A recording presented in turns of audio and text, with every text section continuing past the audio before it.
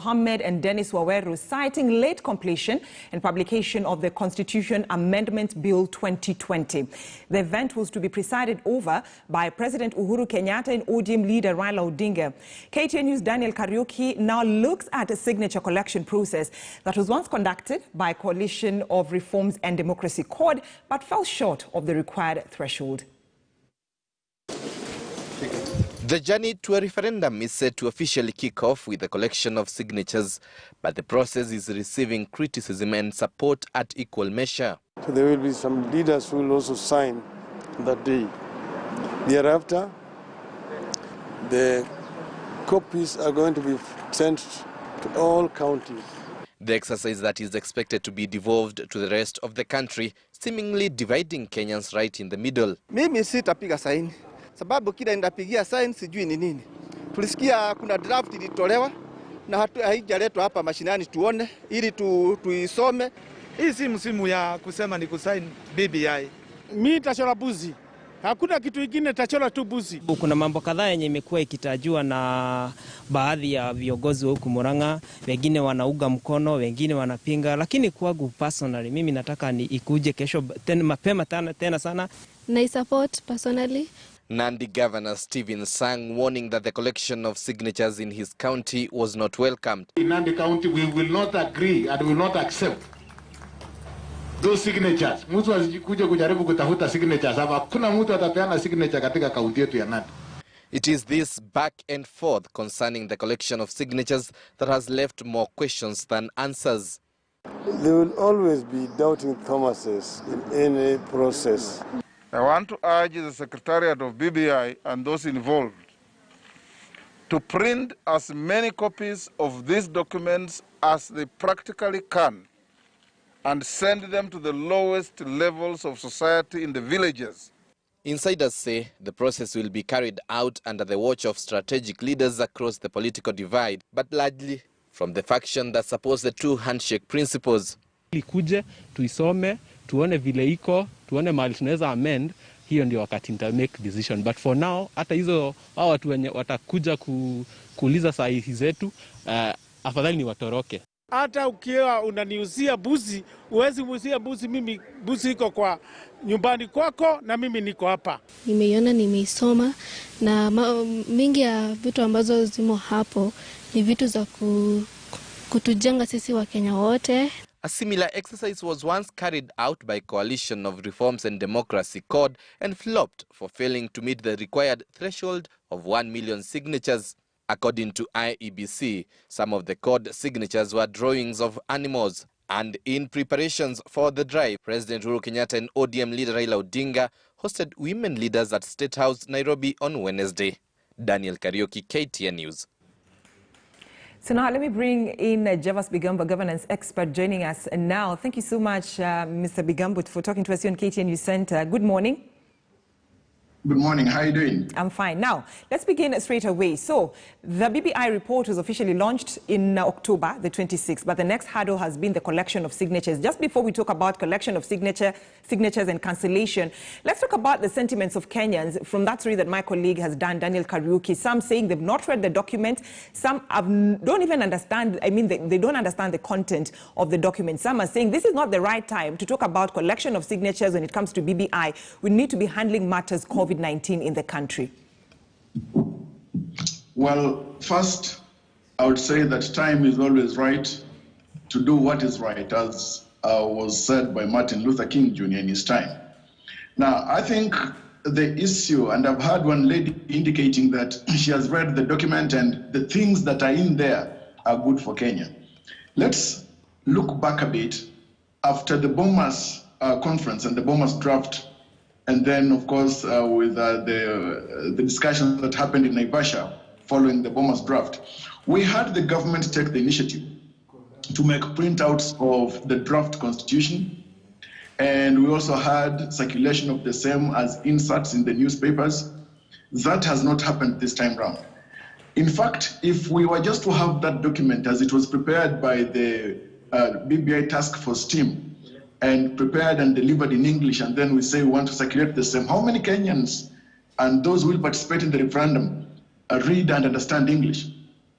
So it behooves government actually to ensure, and we've got the government printers, make printouts and circulate in English and Swahili the BBI report so that Kenyans who are able to read can fully read and fathom the contents of that report, the proposals therein, so that even when the collection of signatures commences, people know that, yes, while this is aimed at, or it's toward initiating the process for a referendum, the referendum is toward or determining issues that they fully understand. Right. Today, only a few Kenyans understand. In fact, if we're to pick 1 out of every 10 Kenyans, chances are maybe only 1 or 2 have had the luxury of reading the BBI report recommendations. All right.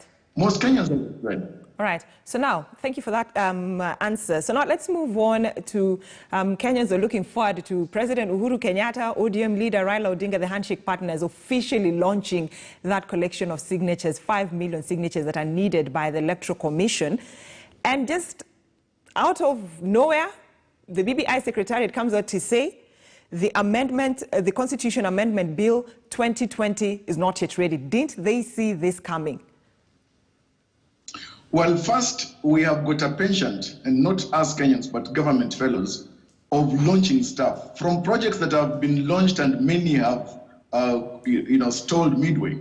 The issue of collection of signatures really does not need a huge launch, because when it comes to launching and you involve the president there is a significant costing to it. Whatever should just be done is to pronounce, president can even pronounce from State House, that now officially today there is the commencement of the process of signature collection, not having a ceremony just because of collection of signatures. That is one. Secondly, I think we know that there are various issues that are significant to the citizens of this country that need also to be taken care of or considered. While this process commences, and this is as provided for in Article 255 to 56 of the Constitution, the manner of review or amending the Constitution through a popular initiative, because collection of signatures towards a referendum is for popular initiative.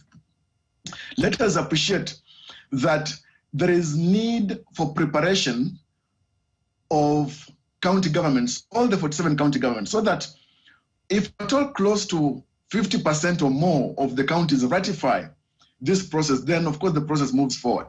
But there must be some concern. Recently, we had the governor of Nandi County, Honorable Governor Sang, indicating that he, as governor, will not permit the collection of signatures in Nandi County. That raises various fundamental political and even constitutional issues. The issue of inclusivity, the issue of participation of people in a national process such as this. And I have not had any critical reflections on the statements of Governor Sang, even by the persons that are in government today. And that is very important. Governor Sang may not just be speaking for and by himself. Possibly there could be other governors who opine as much as he does. And what about citizens, for example, within his county who want to be a part of the process? Yes, Governor Sang is speaking to matters, COVID and the health concerns thereabout. But now, what about the aspect provided for in Article 10 of the Constitution, the participation of the people in a national process such as this? These are critical issues of political and governance that are necessary for discourse.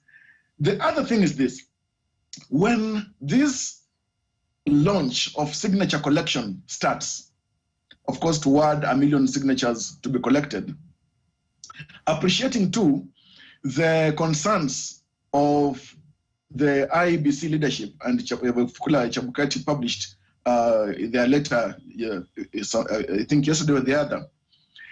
And IEBC is the one that is supposed now to lead the process of signature verification and then lead the process of civic engagement toward the referendum.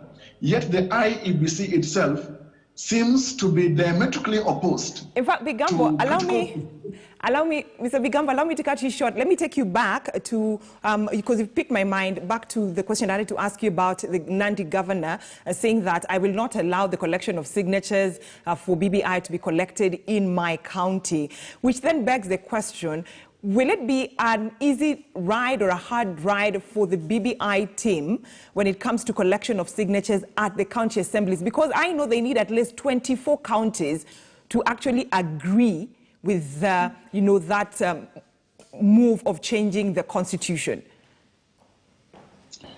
It's likely not going to be an easy ride. Nonetheless, given that there is the postponement that has been proclaimed, and after deliberations between the President and Deputy President William Ruto, it is nearly conceivable that Governor Sang may review his position, because we know very well that Governor Sang is a great political ally of Deputy President William Ruto. And maybe his pronouncements are not just to do with matters COVID, but also his political alignment. I'm certain, nearly to a fault, that if at all consensus will be built on these issues as has been pushed by Deputy President, maybe Governor Sang may want to reconsider or will reconsider his position. That's up to him. But what is clear is that when Governor Sang says he will not, and I quote him, I will not allow signature collection in my county, the question of ownership arises. Does he own the county? Does he own the people? And does that leadership, his leadership of the county, in fact exclude the people from participation in a national democratic political process, such as this matter of signature collection toward a referendum that is actually constitutionally provided for? So are we likely to see the same drama play out on the floor of the House? Because again, National Assembly has to play a role in terms of whether you're going for a referendum or not. Yet we know there's a big division within Parliament, both at the Senate and at the National Assembly when it comes to the BBI. As things stand right now, even though there are different voices and factions within Parliament, at the National Assembly and even at the Senate, given the realignments and the reconfiguration of the leadership of the National Assembly and the Senate, the opposition may not be so major as to forestall the process moving forward. But those voices will be very critical. Those who are opposed to the process as it is right now will be very critical. But now, looking at, for example, even considering what Senator for Elgeyo Marakwet, Kipchumba Murkomen has tweeted last night after the postponement of the process, that now this should give room for consensus. It is possible that if at all salient issues, critical issues that would have caused divisions or contestation in the referendum are reconsidered, and the process is opened up for inclusivity of other views, then it is not easy or likely that possibly those factions that were initially opposed to the process may retain their position. They may reconsider if at all the process is opened up for additional thoughts to amend certain provisions within the BBI recommendations. In fact, the same consensus that Honorable Kipchumba Murkomen is talking about is the same thing the Deputy President, that is Deputy President William Ruto, has been talking about, saying that views of other Kenyans, views of other political leaders opposed to BBI content is supposed to be considered so as to have a consensus. So hence the question, are we likely to have a referendum that is unopposed, like everyone will just vote this is yes, there's nothing like let's vote a yes or a no? Not likely. There is no possibility that we shall have a homogeneous direction of when we head to the referendum.